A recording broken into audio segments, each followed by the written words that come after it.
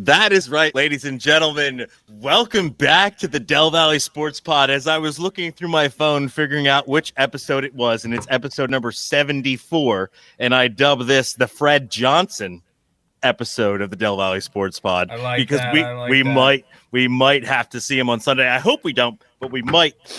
But Dan, you know what's funny? It's been exactly 3 months since the last time we did our last podcast. It was October. It's 4 months. I don't know. October 9th was the last time that you and I got back on the mic. It's good to be with you, brother. One pod every 4 months. We can do that.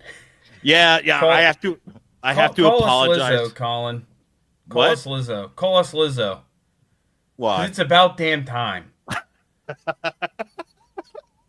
I was trying to think of a song that was going to be the outro, and I think you nailed it within the first 55 seconds of It's about damn time. It never seems to fail. I love it. No, it's good to be back, man. How are you? How's life? Doing good.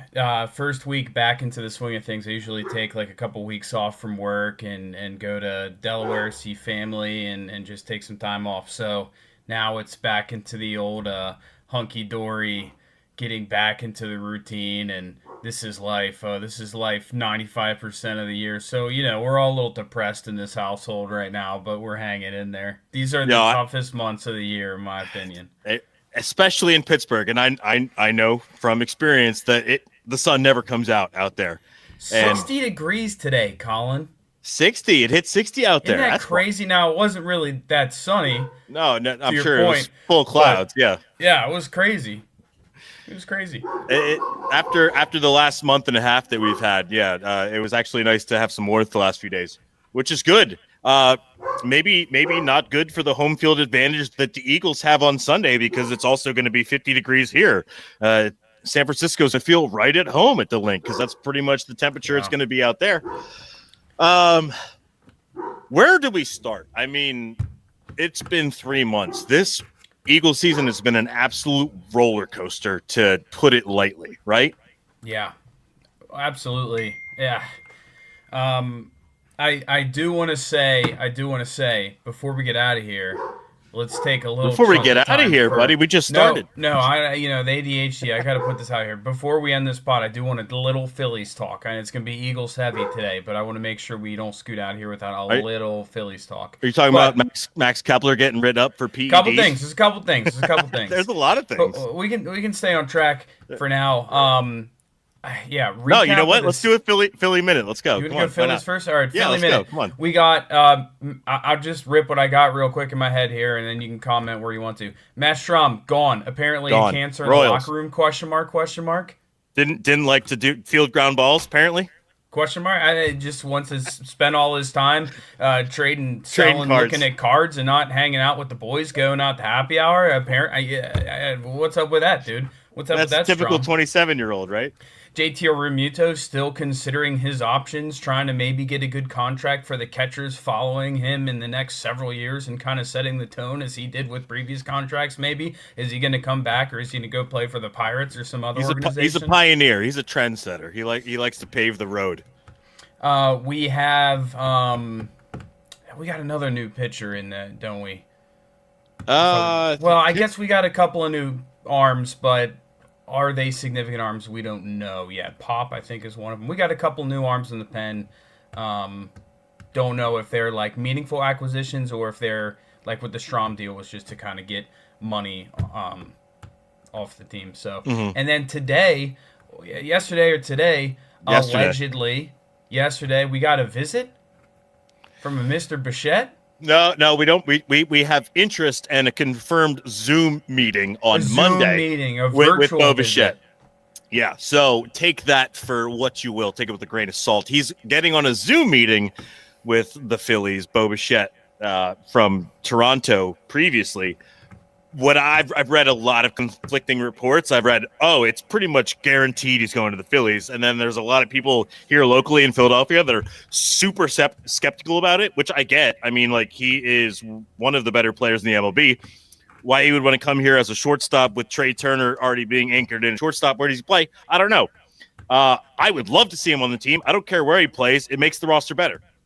Oh, it would be it would be one of the biggest free agent acquisitions of any. He's a top 3 available free agent, I think, this offseason. Absolutely. Kyle Tucker, Bichette, and here's an argument. Bregman was a free agent, right? Bregman's still a free agent. I'd put him personally above Bregman largely because of age. Bregman's getting old. Yeah, Bregman's like mid-30s probably. So that would be huge. And Schwarber, I guess Schwarber would be in that list, but we brought him back. So thank God. That'd be like getting 2 out of the top 5 guys, in my opinion, because I don't think there are any like really big pitchers that were on the market. Not if really. I remember correctly. They did swing and miss on the Japan swing. There were 3 notable names. They didn't get any of them. They were linked to talks. The Phillies haven't had a Japanese player since what was it, Chanho Park? I think we talked about that on a previous episode. Yeah, crazy. Didn't we bring up Taguchi when we were talking about that too? Was he Japanese? Taguchi. Oh yeah, was that? I think you're right. Yeah, that was so Taguchi. So Taguchi. That's what it was. It was So Taguchi. He was on the 2011 roster, the 4 aces, I believe. It's been a while. The Bichette thing, we got a new coach on the team, right? Don Mattingly. Don Mattingly. We may know him, recognize him as the guy that was the coach for the Marlins. Real like pissed off looking guy, old school guy. I don't know if it's significant, but I do think it is kind of something that this team is missing, is the coach that is like the asshole. So I'm kind of curious to see if that does anything. And he's just more hard nosed than freaking Topper and you got good cop, bad cop, right? Yeah. It's really fun. I've been going through all my baseball cards, organizing them and everything, and the amount of cards I have from like the late 60s and 70s that are players of all the coaches that I watched coach growing up, like Mattingly. I found a Chuck Manuel card. It says Chuck Manuel. I was like, is that Charlie? Chuck? Not Charlie? It's Chuck Manuel. That's wild. Guess back in the day. You'd think it'd go the opposite. You'd think as a player he'd be Charlie, and then as a coach they'd call him Chuck. But yeah. But that's been fun. But yeah, so and then Kepler, I guess he wasn't taking the same PEDs that Profar was taking, because they certainly don't have the same baseball savant page. Well, we're him and Alvarado like linking up. You're like, hey, let's cheat together. And why? How now? How did that come out now? I don't know. But I did see a guy from the Fanatic, Ray Dunn. Love his stuff. He posted a stat line of his month by month, and he's like, it's a little too easy to say, but you can kind of tell when he started juicing, because he went from like 157, 179, 219, 276 in like August, and then back down to. I mean, that's tough though, because also it could just be joke, but I mean, it was joking, but in that it's not significant. Yeah, I see what you're saying. I see. Yeah, Kepler's gonna have a hard time getting signed, bud. You think? You mean a team doesn't want to sign him if he can't play the first half of the season? That's hard to believe. But I mean, okay, a good Phillies minute. I think we just about covered everything that needs to be talked about. The offseason is still underway, and I can't wait for pitchers and catchers. We got about a month and a half. The Flyers and the Sixers are both playing well. I was at the Flyers game last night. Unfortunately, they lost, but the Flyboys are back in action. I will be full disclosed. I have not watched a single Sixers game this year. If you know me and you listen to this podcast, you know that basketball's way forth on my totem pole. Have you been watching Sixers games? A little bit, yeah. VJ, dude. He is awesome. I do like VJ. You know why he's awesome to watch though? Because his freaking defense. He busts his ass. He steals the ball. He blocks. He has this youthful energy that if you've been watching Sixers for the last 10 years, that's the last way you would have described the Sixers teams. The Hardens, the Embiids, all these guys. It's like they've lacked youthful energy forever. And then they bring in Maxey, and it was like, oh my gosh, a guy that can run. Like, this is great. He plays like a little puppy dog out there. But VJ and the stats, I wish I had him up in front of me. He has insane stats for clutch time. So he's like shooting okay, but his clutch time shooting percentage is I want to say on the broadcast it might even been like best in the league. It's top in the league, which is crazy. So he's got that clutch gene. He plays great defense, good energy. Embiid looks, in my opinion, terrible. He looks so washed. He looks his age plus 5. Like. Yeah. From least. I haven't watched, but from what I've heard, he looks his age plus 5. Real it's quick, sad. Shout out Iceman owns 1. Always listening. Appreciate you, buddy. Go Birds. Go Birds. So, but yeah, the Flyers-Ducks game the other day was pretty crazy. Oh my God. I wish I had watched it. I was actually watching TGL because I'm that much of a golf nerd. I didn't know the Flyers were playing. And I missed one of the best games of the year, apparently. But I did go to the game last night, so I think I made up for it slightly.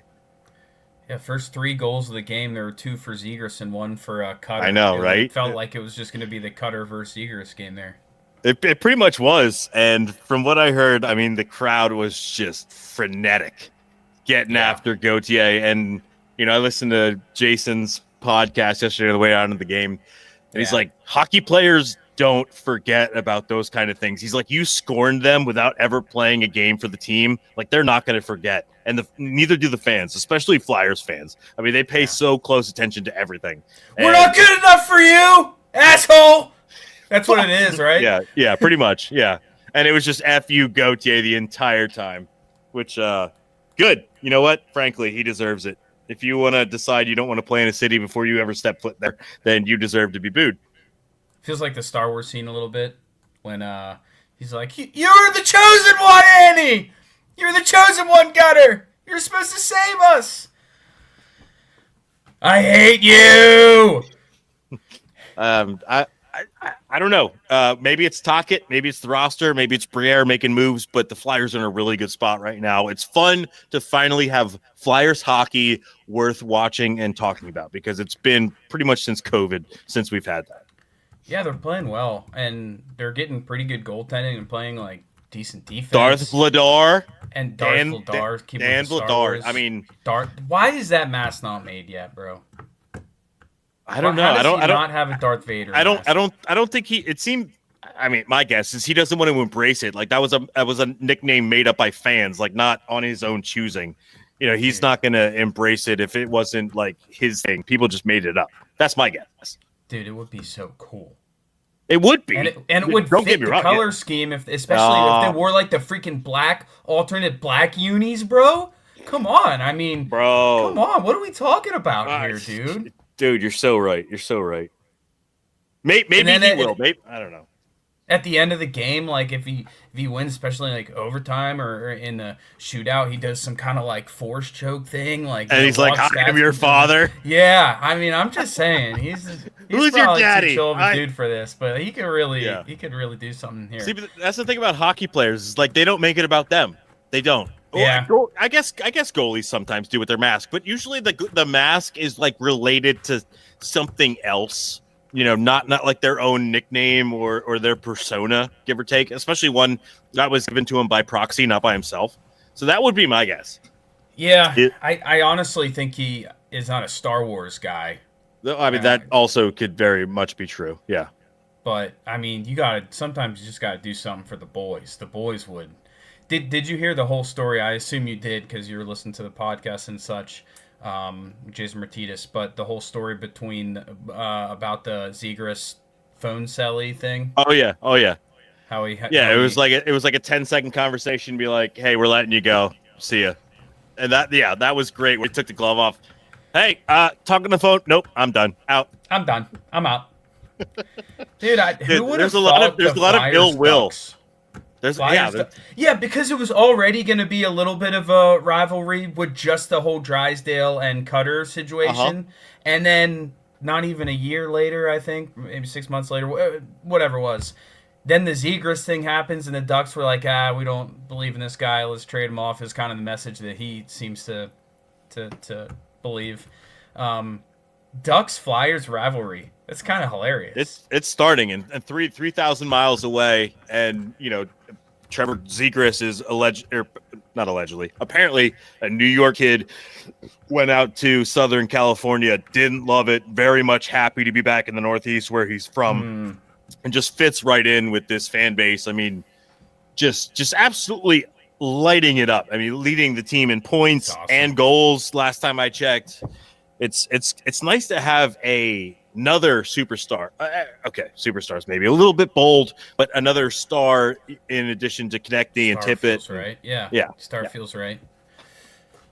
So hey, winter sports looking up on both ends. It's been a while since that's happened. Yeah. Let's go to the main event of the evening, shall we? Shall we go full Bruce Buffer? It's time. It's time. Ha! What are you doing? And we did that. Oh my God, the guy did that at your wedding. That was amazing. Yeah, dude. When you told him to do that, I'm like, I wanted to go to the DJ. This is things that probably anybody listening doesn't give a shit about. But I was at Dan's wedding, and he told the DJs, like, when we do our walk up, me and Jillian, my bride, I need you to go full Bruce Buffer. It's time. And the guy was like kind of dumbfounded. He's like, I kind of know what you're saying. He was very, but I wanted to go to him. I'm like, dude, just let me take the mic because I can nail this. But you paid that guy a lot of money to do his job, and I wasn't going to take it from him. But I wanted to so bad because I would have fucking lit that moment up. Anyway.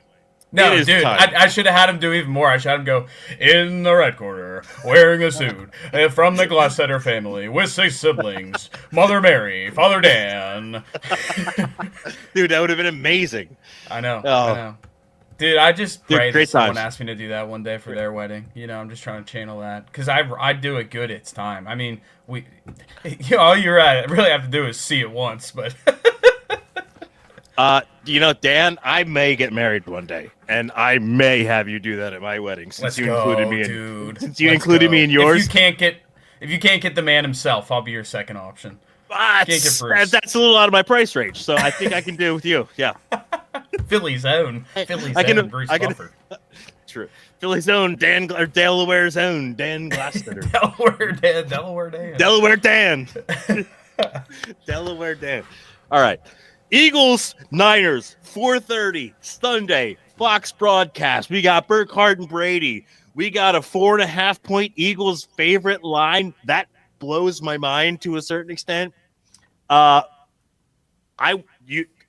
is yours, sir. Where do we start? How are you feeling about the playoff game? Yes.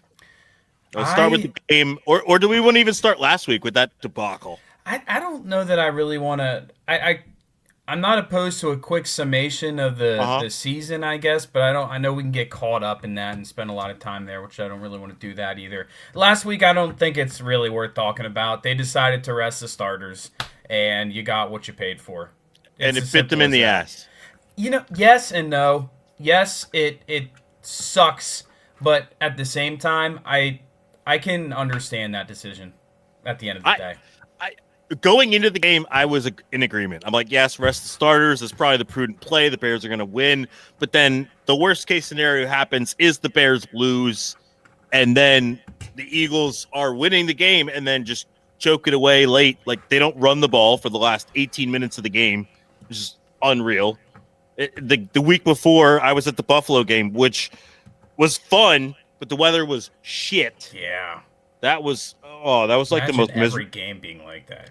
Jeez. I would have rather it been 5 degrees and snowing sideways than 40 degrees and raining. Yeah.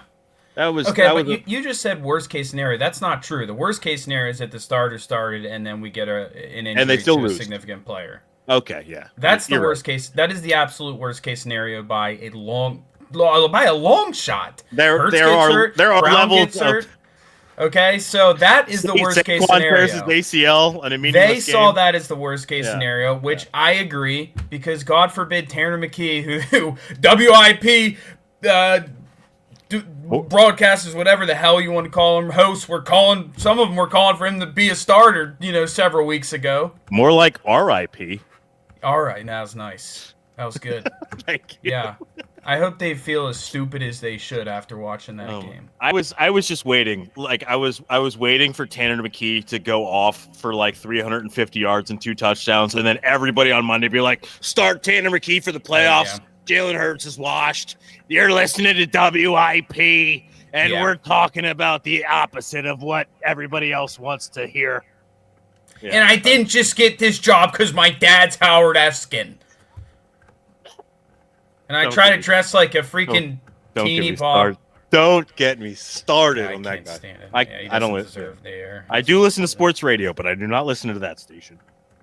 It was fun being home for the holidays and being able to just click the radio button on the on your car and hear the Philly sports stuff. Dude, that's the best, dude. That was my favorite thing when I lived in Pittsburgh. Yeah, you get back home and you can actually turn the dial to 97.5 or whatever you want to listen to. I'm just out of reach where we were in Delaware for 97.5. Yeah.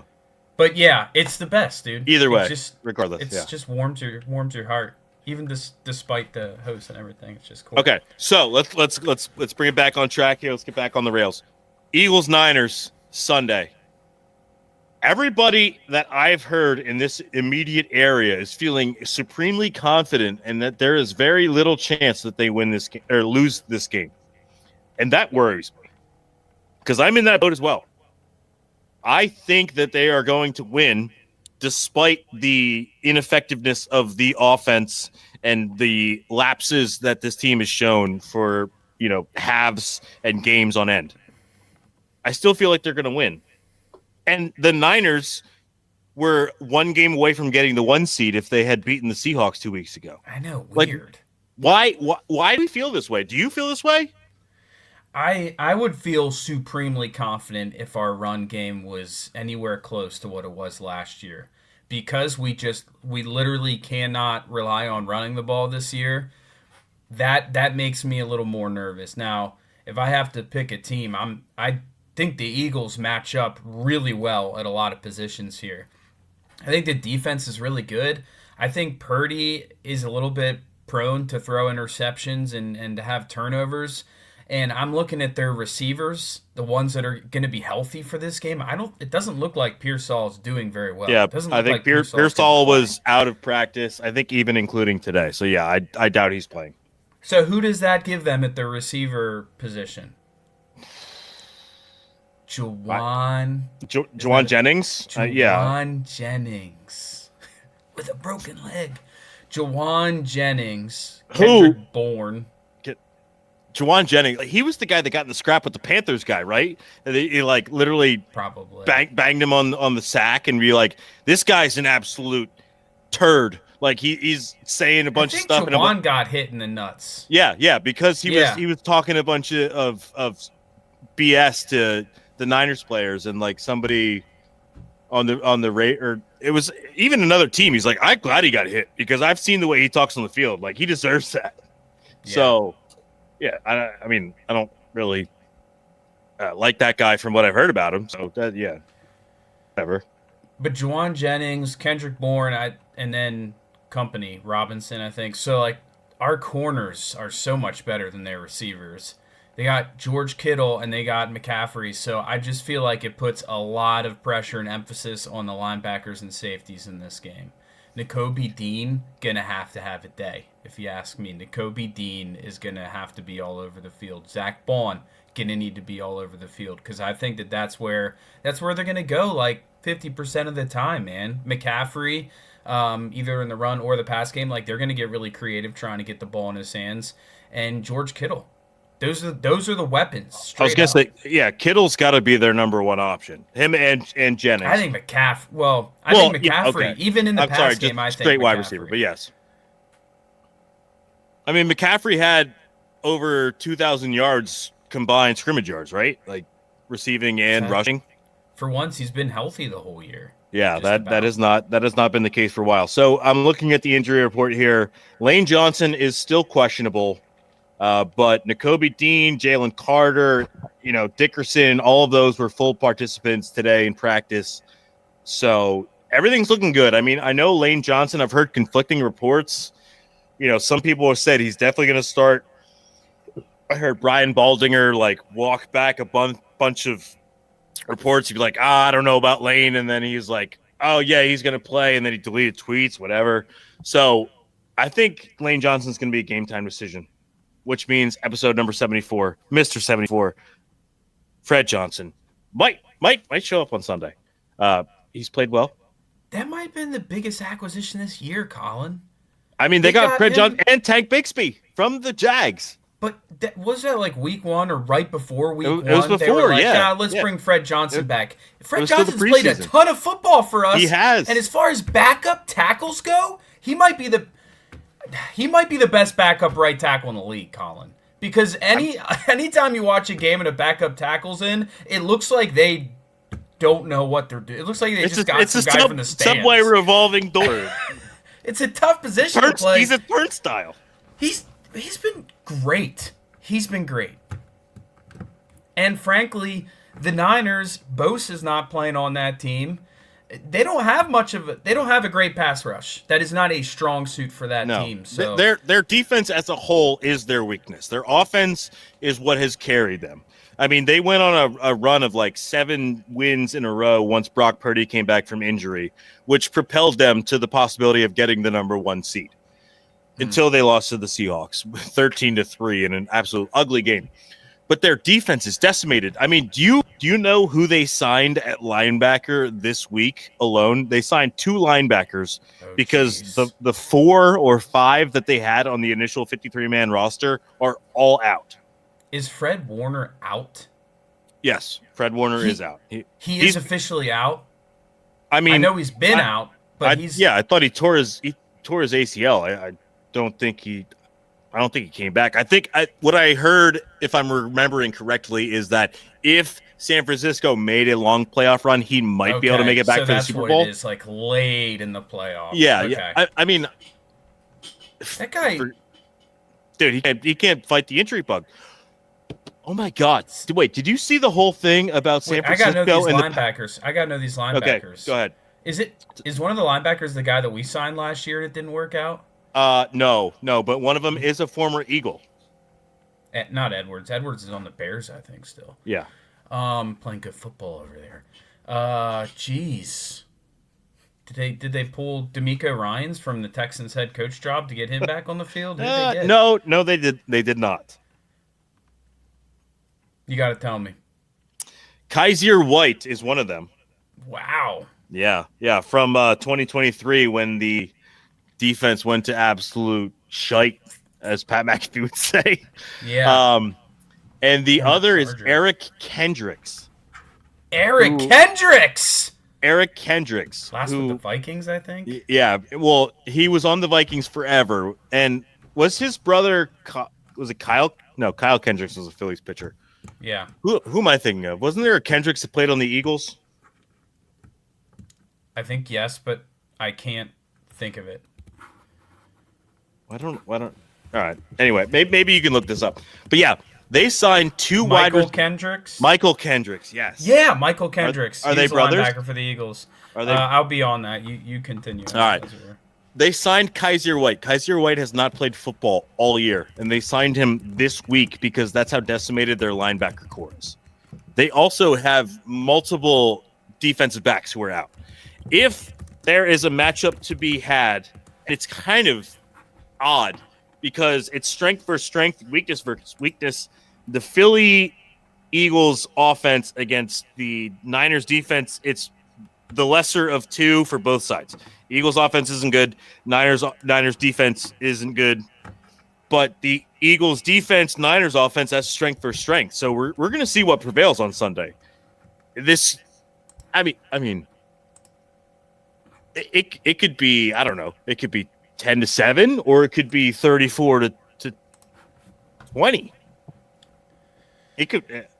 This game could literally go any which way. If they're playing with a whole bunch of backup linebackers, we should be able to. I want to say we should be able to pass the ball on them because the communication I would hope so. That needs to, because I feel like it's more common for linebackers to just be able to stop the run and ram in there and follow assignment that way. I think where you find the special linebackers, it's guys that can handle themselves against the run, but then are really quick and fast and pick up the pass routes. And I would think that's where we should be able to hurt them. You mean like your boy Jalix Hunt? Dude. That was an amazing stat that you brought to my attention the other day. What a stat. Tell the people, Dan, if they don't know already. Jalix Hunt, defensive end / linebacker. has led the Eagles this year in both sacks with 6.5 and interceptions. Blew First time my that's ever mind. happened in the Philadelphia Eagles franchise history. It's only happened 3 times in NFL history. I think it. What you gave me, what you showed me initially, was incorrect. Actually, really? Yeah. Oh, did AI let me down? That's yeah. a shame. You can't trust that AI that's stuff, a shame. man. You got to be careful. Whoops. I was in a chat with my brother and dad, and we mentioned, I want to say it was 2 or 1 other person, some guy named Sean Springs, who was a cornerback for Washington. Mm-hmm. Early 2000s. That name sounds familiar. I think maybe. Yeah. The text I received says it's the second time it's ever happened, but I guess that was a WIP claim. So, but yeah, I'm not. I mean, I'm surprised. Second time ever for that to happen. That's crazy. But yeah, Jalix Hunt. Also, that's a wild stat. I can't say I knew he had 6.5 sacks. That's a solid year. I knew he was solid. Good. When you asked me like who is leading the Eagles in sacks, I was like, yeah, it's got to be Hunt. He's always in the backfield. But then you asked me interception, I was like, I don't know. Reed Blankenship, you're like Jalix. Like, we did both. Yeah. Confirmation. Yes, Eric and Michael Kendricks are brothers. Yeah. So we're going against the brother of former Eagle Michael Kendricks. That's crazy. We got this game. I mean, are we? Secondary's not very good either. But our offense isn't very good. I mean, it hasn't been all year. Are we just now supposed to expect that an inept offense that has played good teams, bad teams, hasn't really showed up against good teams? You know what? I'll throw a caveat at that. I saw a stat. QB Gami put out a tweet that said teams in the NFL playoffs who have beat teams winning above 500. Seahawks were at 6. The Eagles have beaten 5 teams above 500. It's I have it right here. Seahawks have beaten 6 teams above 500. Packers, Rams, and Eagles have beaten 5. Broncos, Jags, Chargers, Texans, Bears, 5 teams. They've beaten 4 teams above 500. Yada, yada, yada, down the list. I'm actually surprised that the Eagles are that high in the list given the volatility of the season. But then again, I'm not, because it seems like they've played to their competition. A lot of those big games that we were talking about, like the Packers and the Lions, which they won back-to-back and we were worried about, and they won, but then they lose to the Cowboys. So, I don't know. It's been a crapshoot. I mean, are they going to play up to their competition? Is this a typical Philly game where they're going to play up to their competition and not play down to it? The offense hasn't been terrible all year. They haven't played many, if any, like complete games. And the big reason for that, in my opinion, is that they I didn't see that. Oh yeah. I did see that stat. Yeah. Iceman Owens says Eagles bum Bryce Huff leads them in sacks. If the offense can't show up here, we don't deserve it. And I absolutely agree, because that guy was cast off last year, non-participant in the Super Bowl. Coach's decision. He's not good enough to play on our team that won the Super Bowl, and he leads their team in sacks. With not probably that impressive of a stat, I'd have to guess. Yeah. I think he has three sacks total on the year. Yeah. Loser. I mean, Nick Bosa's out. Fred Warner's out. Their entire defense is out. But what was that? Where's that going here? Oh, is that they've played a lot of games where the offense looks awesome for a half. And a lot of games, I feel like it's been the first half. And then the second half, they do nothing. And I think a big reason for that is because last year they would do that. They'd have a great first half. They'd take a lead. And they would just freaking run the ball and eat up all sorts of clock and score more points, because even when the other team knew they were running it, they still couldn't stop it. Yep. So I think they're going in with the same approach this year, but they can't run the ball, and they can't get first downs. So then you eat up no clock because you're running on first down for a couple yards. You're running on second down for a yard, and now it's third and medium to long, and you throw an incompletion. How much clock does that take up? Not very much, Colin. About 45 seconds. So on one hand, it's like I think the problem is that it's total lack of aggressive play calling in the second half. But that's happening because they're not able to do what worked for them last year where they could just eat. They can't eat this year, man. Last year, you would watch 75% of the plays where they ran the ball, the offensive line had that D-line a yard pushed backwards before Barkley even gets the ball and hits the hole. And that's just not happening this year. So I don't know that I feel like the philosophy is kind of the same as last year, not as aggressive in the second half. I think they're not pulling away from teams because it's just not working this year, which means they either have to figure out how to run the ball or they have to, I don't know, stay more aggressive on offense and just try to keep kind of getting yards in other ways. It'd be beautiful if you could just run the clock out, because then you're keeping the ball, you're giving your defense rest, and then hopefully end in points. But yeah, it just hasn't been working. So I think that's a big part of the reason why they haven't played complete games this year. That's why teams can come back against them.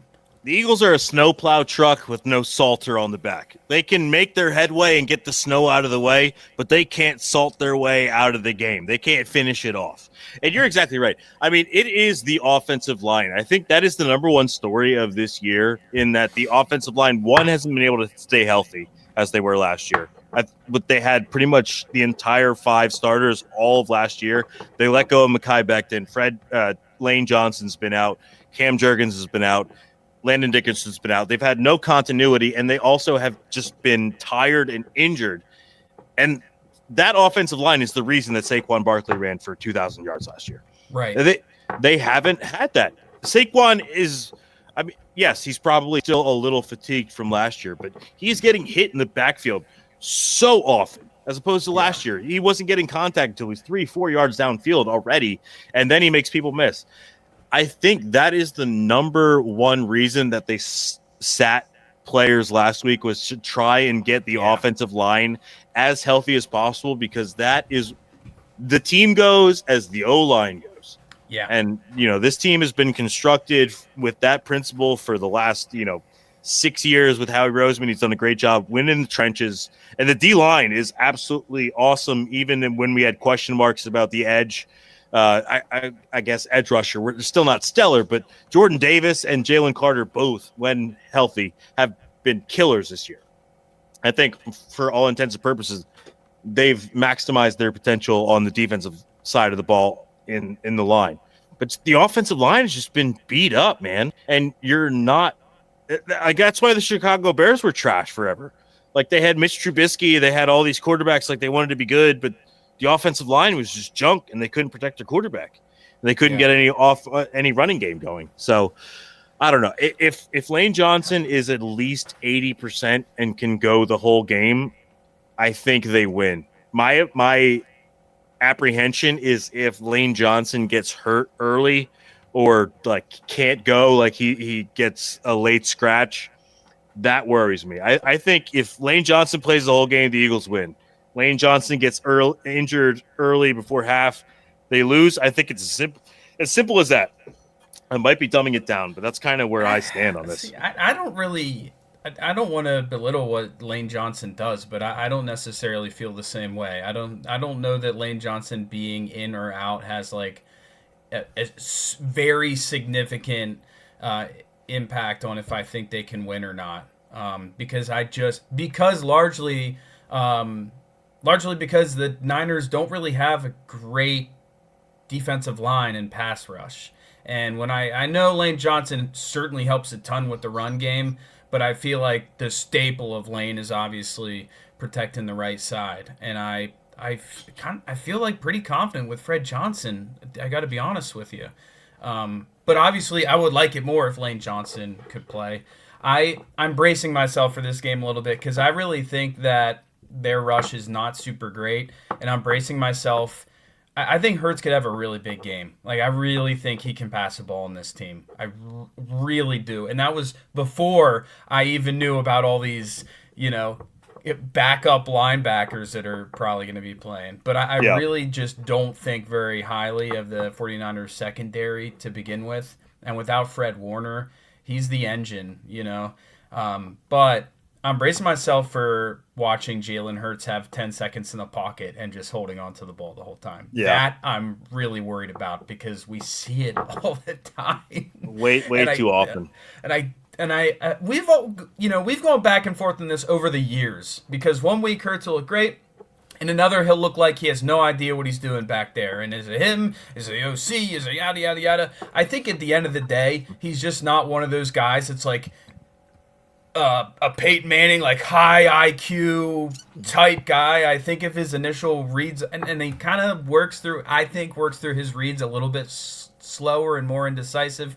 Now, a lot of people will say, yeah, it's because he doesn't turn the ball over. He's not trying to turn the ball over or whatever. But I'm just bracing for seeing plays where he's in the pocket for 5 seconds, nothing, and then, runs for 2 yards or rolls out and throws it out of bounds.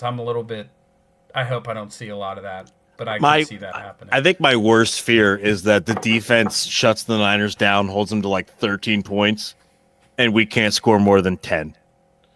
It's like 13-10. The Eagles have the ball in the fourth quarter, and they just can't do anything with it to try and get some points. That's what I'm afraid of. I think if the Eagles were to lose this game, it would be in the game script of a 49ers second half kind of comeback because of everything that I said about how the Eagles have played this entire year, more aggressive in the beginning, and then in the second half they play a lot more not to lose the game than to maybe always go and get it. Now, I know Sirianni will throw in a call every once in a while, like a play action on third and short, and he'll try to chuck one down the field or whatever and get points. But if the 49ers were to win this game, I think it would be more like a second half push to catch back up. And then the Eagles offense, same as we've seen all year, just has a hard time eating up the clock and running the ball. So you're saying like the worst case scenario is basically like the Buffalo game where the defense is lights out. Yeah. The Eagles actually look competent on offense, and then the second half happens and the offense can literally do nothing, and then the defense is on the field for 80% of the second half because the offense is just going 3 and out, and then they end up losing in the last second. And but it's not even just the Bills game. Like that was the Dallas game too. There've been a number of games. That's been the whole structure when we lose games this year. At least most of them. Dan, you're making me nervous. Well, here, I'm not man. saying. I'm just saying to your point of 13-10. I'm just saying I don't think it will be like a offense can't score. I think the offense is gonna be able to score. I just hope they don't hunker down too hard and leave the defense out there to solve all their. It sucks. That Bills game, the offense is like, you guys got it from here, right? At halftime. We're just going to put the second half on. What? I'm doing my part. You guys do your part. We scored some points, so you guys got it, right? I mean, yeah. So I just that's the way that they've lost most of the games this year, the way I've seen it. You're so right about that. I mean, the most excruciating losses have been the ones where they're like dominating the first half, and then all of a sudden they forget how to play offense. Yeah, that's a Patullo issue, right? It's got to be like he has the first half scripted. Sirianni too. I think so? Because I think it's probably all three: Hurts, Sirianni, and Patullo. Because I feel like I watched a lot of games where it's first down, run, fail, second down, run, fail, third down, fail, pass, incomplete. Yeah. And I think I think it's Sirianni, at least to the extent of not wanting to be aggressive anymore, wanting to just trust the defense to handle it. Play calling, obviously, with Patullo. But then Hurts also, we all know that he has this mentality of, I just don't want to turn it over. Now, the one thing they're going to talk about in the broadcast all game, it's playoffs. We're going to see running. We're going to see Jalen Hurts run, and we're going to see physical Jalen Hurts. Get ready for that. That was talked about a lot. In that, like, Jalen Hurts' designed quarterback runs are so far down this year compared to where they have been in the past. And is it because Jalen Hurts is maybe not 100% healthy? Are they just trying to protect him for the playoffs? Maybe. I'm very interested in watching that and how many designed runs that Jalen Hurts gets this weekend, because I think that's going to be a telltale sign as to whether they were saving him for the playoffs or if he's still, like, not 100%. I think it's either or. I think it's like they were saving him because he wasn't feeling good and now they're going to send it loose because it's the playoffs. Or if he's not on design quarterback runs, he's probably still at not 100%, and he's not as effective as he used to be in the past. I think it's fair to say that we have, even though he's run more in the regular season in the past, I do think we've seen a different tone with the way he runs the ball in the playoffs and in previous years. Definitely more physical and more, if he's about to get tackled at where the first down marker is, definitely more pushing for the first down instead of avoiding the hit. He'll throw the shoulder in. Yeah. So I would expect that he's gonna run it in his press conference yesterday, and this hit was played all over the radio today. It was like, why do you perform so well in the big moments in playoff games? And he's like, it's just something that's in you. Like, oh, I kind of expected that to be more poetic, to be honest with you. That was his exact words. It's just something that's in you, dude. And the guy was like, "Is it in you?" He's like, "I'm just answering your question." I was thinking that you sounded kind of like Mike Tomlin when you brought up the whole salt car thing. I don't remember the word you said. That was a word that was unfamiliar to me. You kind of had a little Mike Tomlinism there. Well, I was trying to be philosophic and poetic. I'm like, the Eagles are a snowplow with no salt thrown the back. You know what? They're moving things out of the way, but they can't finish the job on the back end. If my aunt had male parts, she'd be my uncle. Did you see that? Yeah. I was like, that was what? Hilarious. Okay, usually I say, what does it mean with him? But sometimes you can kind of like connect some dots. You know exactly what? No. You know exactly what that means. I mean, that's a phrase as old as time. Oh, I have never heard that phrase before. What? Sorry, Colin. I don't think I'm alone here. What? Oh my God. What does it mean? It's like if this, if that. You know what? If my aunt had balls, she'd be my uncle. But she's not. Yeah. It's like, you can ask if this, if that. Yeah. But I don't play in hypotheticals. The end of the day is the facts are the facts. My aunt's not my uncle, right? Tyler Loop missed a field goal. I'm not getting fired, all right? Like what the fuck's the problem? So that was not even close to like an original bite. That's a well-known phrase. Oh yeah. If my aunt had, I don't know if that's true, Colin. I don't know if that's a well-known phrase, bro. Okay. I protest. I protest this. That is one of the. All right. Hey. Maybe it's homeschool Dan coming out. Maybe it's homeschool. That's a well-known idiom. My aunt had balls. She'd be my uncle, but she's not. The funny thing is to hear that that's what happened, and then to peel back the layer of he was answering a question about if he lost that game, if he'd get fired. Yeah. that's where his mind goes. There's a fine line between flying grapes and making wine, Dan. Right? The context is really what makes that, dude. Oh my God! My mic went flying. I'm using hand gestures, talking like I'm Italian. Yeah, I think that they will win this game, but I do think that I think we'll see Hurts run more. I don't think Barkley's gonna. If there's anything that I learned from the 2022 season, mm-hmm. the one where we won how many games in a row and then just sucked for the whole last third of the year. 2023. 23 season. Sorry. 2022 they went to the Super Bowl. 23 was the collapse. 24 Super Bowl win, and now we're in 25. Yeah. So that one thing I learned from that is like things don't just like magically appear or magically change. But this season isn't that season because we've been way better. First of all, the defense is way better, and the offense has had nice moments. But what I'm talking about is the run game. Like the run game, I don't think is just going to magically be amazing. It just doesn't work like that. No. So I don't expect that. I think there's going to be a lot on Hurts for this game, and honestly for this and for the playoffs. I think there's going to be a lot on Hurts' plate and the defense's plate. But it's crazy, dude. Like, I look at these playoff teams, and I do not see a juggernaut. If the Eagles had the run game this year that they had last year, they would be everyone's choice. I mean, maybe I wasn't as chesty as I should have been, but when I saw the Eagles beat the Ravens in Baltimore last year, the way they did, I'm like, you know what? This team's going to the Super Bowl. I think I texted it to maybe a couple of people, but I was very chesty after that in early December. I'm like, this team has it. And yes, the game against the Packers, the first round last year, was a little bit shaky and they almost lost. But after that, I mean, it was just a cruise ride.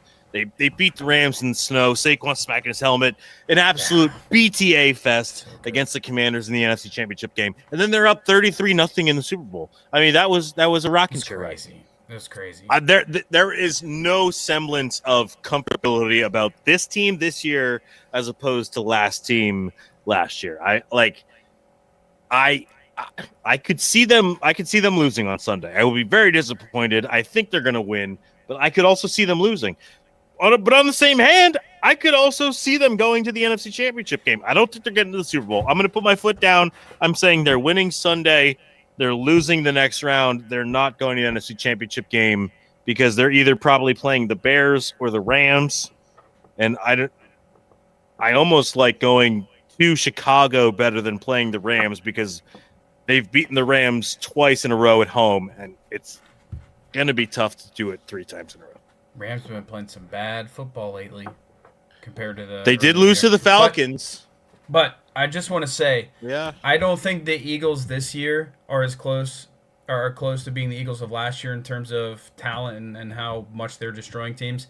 But I don't see any of these teams. I think every one of these teams has flaws.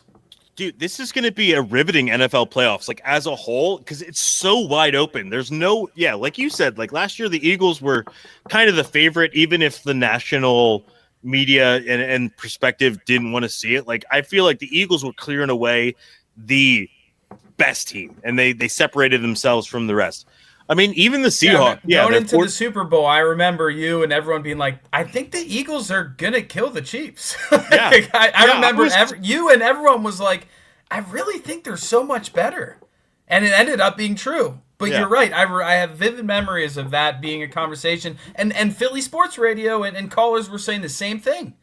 Like, and now it's like everybody expects them to win this week, which is still weird after the tumultuous season that they've had where they haven't looked great all the time or had a complete game at all. But nobody is expecting them to win a Super Bowl. Like last year, there was people like, I'm not worried about the Packers. I'm not worried about the Rams. I'm not worried about the Commanders. Like, this team is built to go to New Orleans, and they ended up doing it. This year, I haven't heard anybody saying, we're going back to the Super Bowl, because they haven't proven that they have that product on the field. Yeah. Offensively.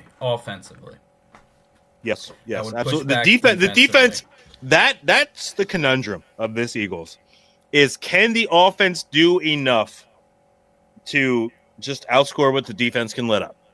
I mean, it's a very simplistic way to put football, but it's the literal way that the Eagles are. I think like all they need to do is just outscore what the defense can let up. That, and can they not hang the defense out to dry? Very good point. They need to have sustained drives. They cannot lose the turn, the possession battle. And I hate to say this, can Jake Elliott kick the ball consistently? Oh, brother, I do not want to come on this podcast on Monday or Tuesday and talk about Shaky Jake missing a field goal. Please do not wish that into existence. I wish I never heard that. I'm just saying. I'm about to go full Chris Russo. I wish I never heard that before. You shouldn't overlook special teams, Colin. Never overlook special teams. The problem is the special teams are sometimes the most critical, huh? Well, they don't call them special for nothing, Colin. Oh, they must be very special because they only happen on special occasions. Yeah, the biggest moments, just as Loop. Just as Tyler Loop.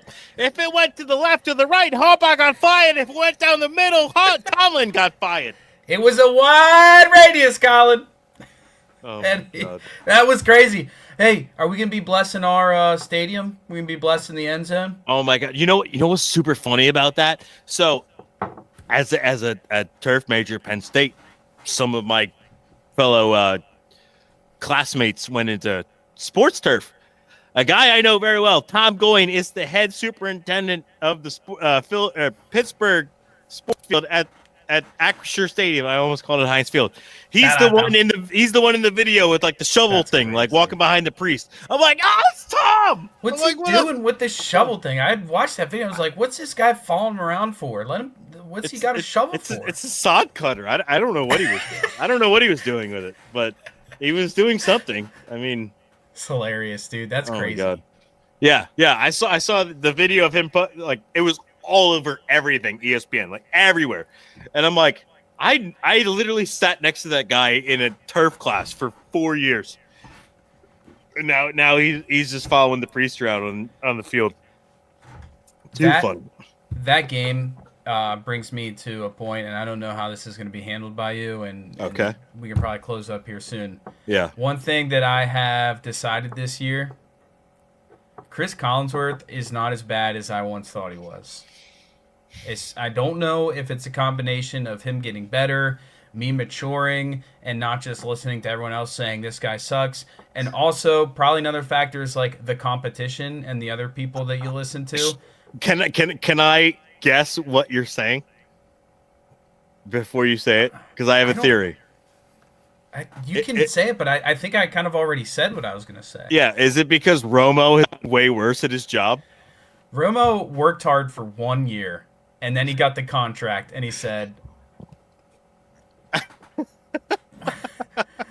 I don't know, Jim! Dude, I can't listen to Romo anymore. I can't. He tried hard for 1 year. It's probably the same thing they do with the Cowboys. Tried hard for 1 year, and then he got the contract. That's strict. Just watch the film, dude. He was predicting plays, doing all this cool stuff, and Jim Nantz was like enthralled with him. Yeah, Jim Nantz was enthralled with him. And then now listen to Jim Nantz. You can tell Jim Nantz is like so annoyed with him. He wants nothing to do with him. No.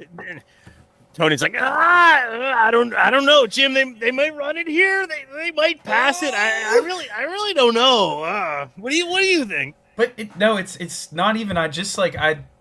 Chris, is it Mike Tirico? Tirico, yeah, I think Tirico brings out a lot better in Collinsworth than Al Michaels did, because Al Michaels was you know what? That's probably what it is. Still half dead.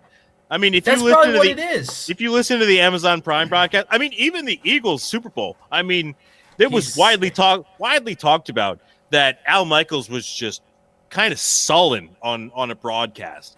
It's obviously been a gesture that he had money on the Patriots and he was sad that the Eagles won. But like, you listen to Kevin, I was listening to it today on the Fanatic. They were playing some of the best clips from like the last 20 years on radio or TV or whatever. And Kevin Harlan's call of the Philly special was electric. And then Al Michaels' call was like, "Oh, and Foles catches it. It's a touchdown for the Eagles."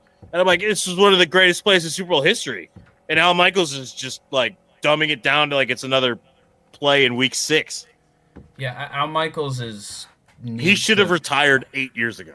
He needs to hang up the cleats. And honestly, like the Al Michaels situation, that this is going to be really not received well. But it's the same thing as Merrill Reese, dude. Merrill Reese, incredible. You think he's past his prime? You think he's so cooked? far past his You think he's prime, cooked? dude? I can't listen to Merrill Reese anymore. See, I don't listen to Merrill at all, because I just watch the game. I used to. I mean, back when we were growing up. Back when we were growing up, I mean, guys are. Yeah. But no, Colin, I think that you might be right. I think the reason that maybe I'm perceiving Chris Collinsworth as different and much better is maybe because he's not with Al Michaels anymore.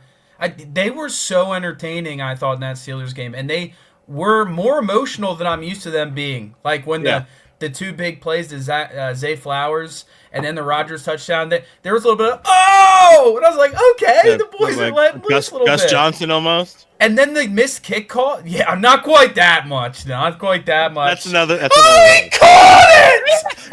The greatest game of all time, Penn State, Indiana. Oh my God! But, don't remind me.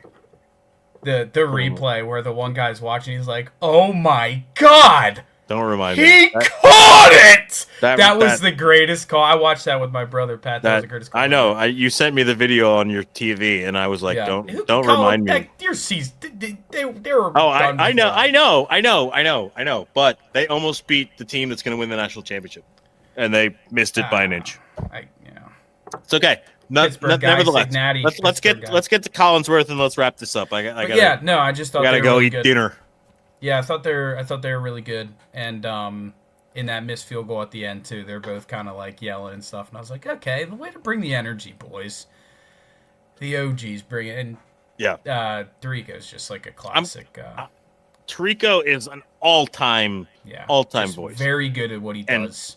Doesn't get in the way, but he's so like multi-virtual. Like, he can do golf, he can do basketball, like whatever. He could do anything. He could call skiing and make it electric. He's good at his job. That would be a really fun March Madness style tournament, but maybe not that many. Is best like commentator of all time matchups. You know what? We should brainstorm and make that. I got one number 1 seed for you. What, Pat Summerall? No. That ball is out here. Okay. So that's the thing. We got to think about it. We can't get into that now. We got to get wrap up now. Right. But we'll brainstorm. That's something. We'll brainstorm on the way out. All right. Boom! Bang! Turkey. That's the thing. Is like, are we talking national broadcast? Or are we talking local? Because then you got Harry Carey and what's his name from the Brewers? Why am I blanking? Shoot. God, just passed. Yeah. Well, I think some of those local guys became national. Like Harry Callis, I feel like became national. Like the Dodgers, all-time Dodgers legend. Look, and I'm not gonna remember any freaking names now. All-time Dodgers radio guy forever. He became a household name. So I don't know. We'll have to look into it. Harry Carey with the Cubs. All of them. Why can't we remember these names? It's so bad. That's bad. That's so bad on our part. Scully, that's the Dodgers Vin guy. Scully, there he is. And I still forget the guy with the Brewers, even though Pat Murphy wrote a letter to him, a eulogy up in heaven that he made up. Yeah. We would have loved that if it was like Harry Callis. We would have loved that. It's kind of like a little weird outside in, but we would have loved that if it was our guy. Wait, he was in Major League, right? The guy from the Brew. Why? Dude, it's gonna bother me. What's his name? I need to know the name of the guy from the Brewers. It's gonna annoy me if I can't figure it out. Yeah, so my Bob Uecker. Bob Uecker. There it is. All right. My Eagles Niner prediction, Colin. Yes, hit me. We've crossed the 1 hour lexicon.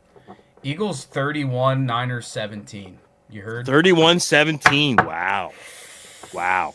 Okay. I'm predicting I think Goddard's the. I was going to ask you about this. Is like with the linebackers being out, do you think Goddard's going to have a big game over the middle? I do. I just do. Yeah, I do. Love that. All right, 31-17. What you got? I'm saying 27-21, and it's going to be a nail biter the whole way through. I think they're going to jump out to a lead like 13-3. Halftime, go up a little bit, and then the Niners are going to like chip away, probably have an opportunity to score in the fourth quarter to take the lead 28-27. And I'm predicting Cooper DeJean interception to ice it. I like that. I think we will get a pick this game. I like that. 27-21. Could be a touchdown for the Niners late, but Cooper DeJean makes an interception, and that is my prediction. We'll see if it comes true. Usually Colin, I think we get 2 turnovers in this game. If they get 2 turnovers, they win the game. You can put money on that. I really do. All right. And I think Purdy's going to be responsible for both of them. Love that. Fumble and interception, maybe? That's what I'm thinking, Colin. All right. I really do. Jalen Carter sack fumble?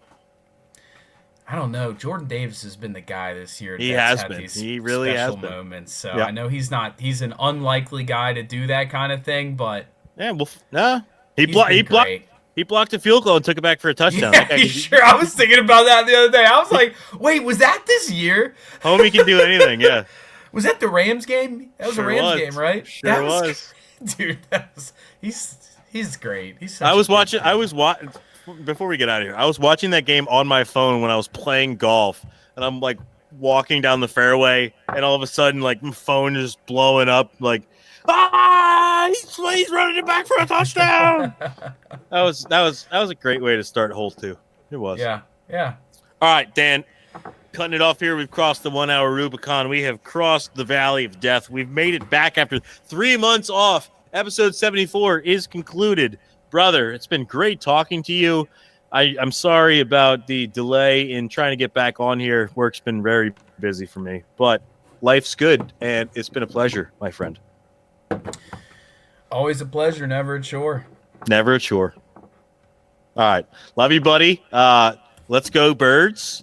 I can't wait to talk to you on Sunday morning. I'm going to be actually at the tailgate down at the Link on Sunday morning, and then coming back up here to watch the game. And I will be touching base with you on Sunday, if not sooner.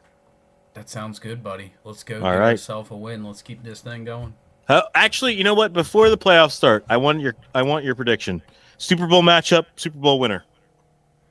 I'm going to put the Eagles in there just because I feel like they can beat any of these teams. I really do. AFC's tough for me, dude. Let me think. Is it crazy to think the Patriots can make it to the Super Bowl? No, it's not. It's not crazy. But that stat I was talking about earlier, the Patriots have only beaten one team over 500 the entire year, and it was the Bills. Yeah.